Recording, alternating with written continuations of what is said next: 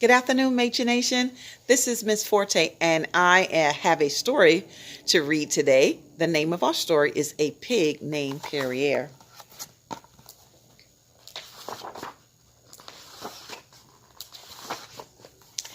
Perrier was no ordinary pig. That's Perrier.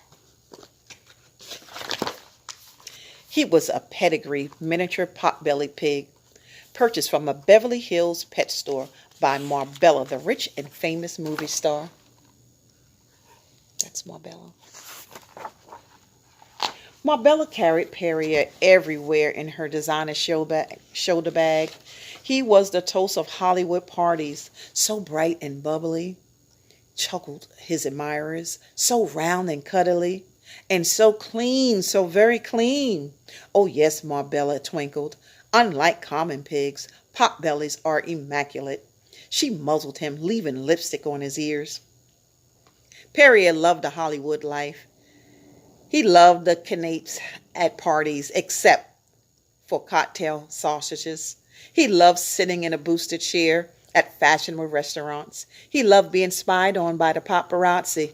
But in the midst of all the ritz and glitz, sometimes he felt a deep longing, a hankering in his hide, an emptiness in the pit of his little pot belly. Something was wrong. But what? And here he is. One day, Marbella said to him, "This Hollywood hoopla is driving me mad. We must get away to my country place." The nurse nanny packed Perrier's toys in bassinet, while Marbella's personal maid loaded the car with hat boxes and trunks. "Give me the simple life," sang Marbella, as the four of them roared down the road in her custom sports convertible. Perrier enjoyed country living. Each day after his swim, he curled up on his pool lounge chair and breathed in new smells, earth and hay and blossoming orchids. His ears perked to new sounds, baas and clucks and moos. But one day came another sound. Perrier sat up. Drifting across the meadow came the music of squeals and oinks. As his nurse nanny dozed under the umbrella, Perrier crept off his lounge chair. Following the sounds, he gamboled across the fields to a nearby barnyard.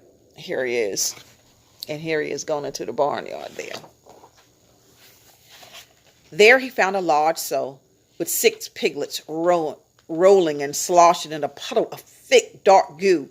Perrier stared pop-eyed. "Ooh, what is this?" he said.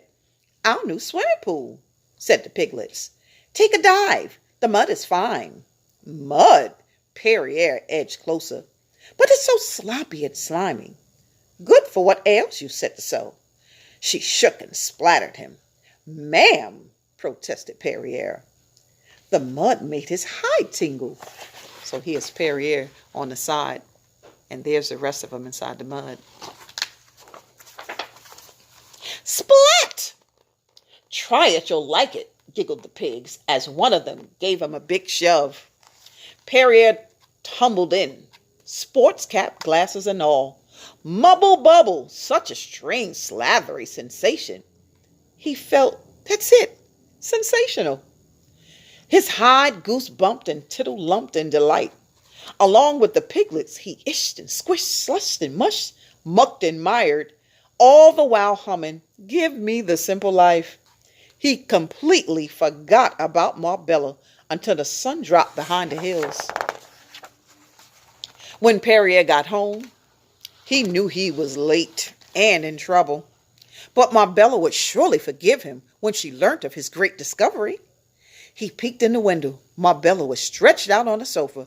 Behind her stood the nurse nanny and personal maid, and the sheriff. A doctor hovered over her with a stethoscope. She was waving her hands and wailing, "Someone has kidnapped my baby." Much ashamed, the polluted pig skulked into the parlor, dripping mud on white carpet. "Ee!" shrieked Marbella and fell into a faint. Here they are. And here it is.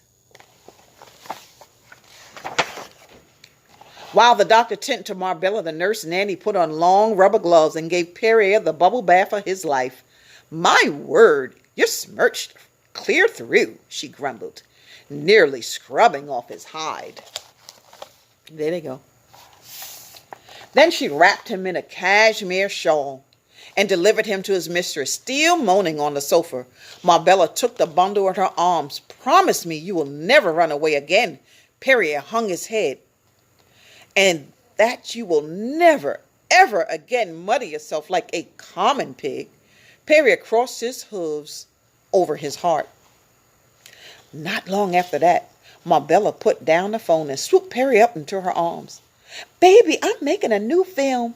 Ooh la la, in Paris. Perrier knew what that meant. No more of the simple life. Just as well. That mud pool and his wallowing friends were much too close for comfort. Perrier had promised to stay clean. A promise is a promise, right? Off they flew to visit the Eiffel Tower and the Arc de Triomphe. Marbella replaced Perrier's cap with a beret. The Parisian film director huddled around him. Voilà l'époque! How pink and clean! Oui, oui, squealed Perrier. Quel pig! They exclaimed. He even speaks Français. After Paris, the two glittered at foreign film festivals. Through all this high life, Perrier felt restless and sad. He had not been the same since afternoon in the luscious ooze where he had fulfilled his inner longing. Try as he might, he could not purge his urge to sludge. Now he sat brooding on the beach of the Riviera. What fun with pure white sand and clear blue water. He wanted muck, but Perrier had promised to stay clean.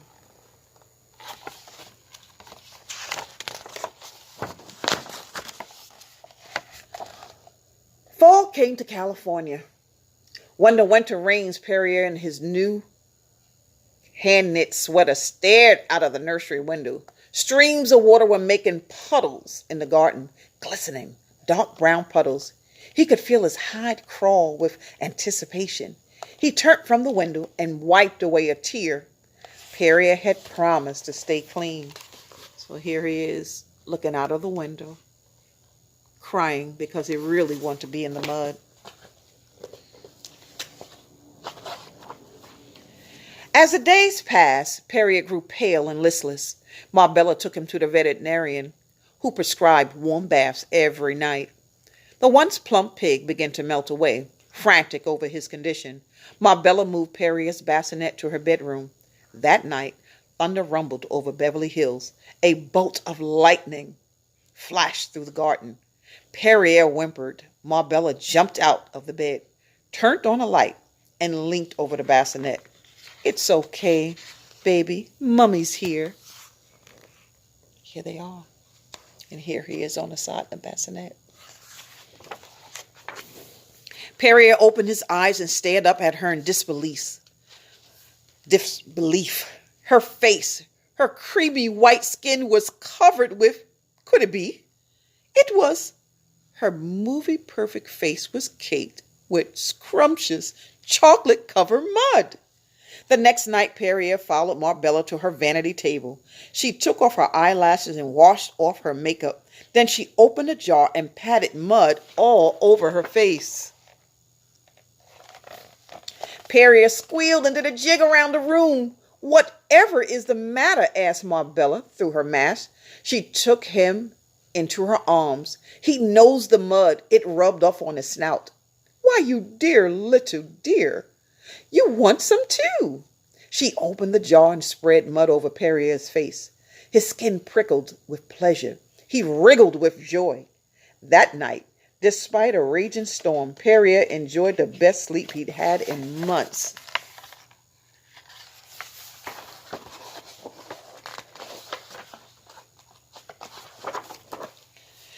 In the morning, Marbella sent her personal maid to buy several cases of Mother Earth's Secret.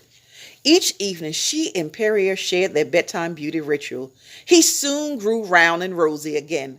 On Perrier's birthday, Marbella said, I have a special treat just for you.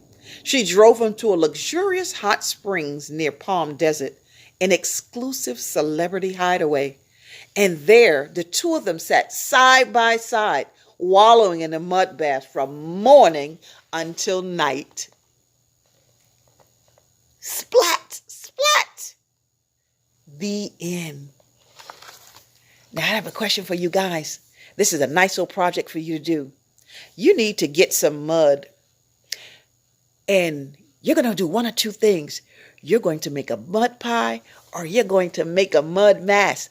But the fun thing is you're going to use chocolate pudding. Let's see who can do the best one. Have fun doing it. Love you guys. Bye-bye.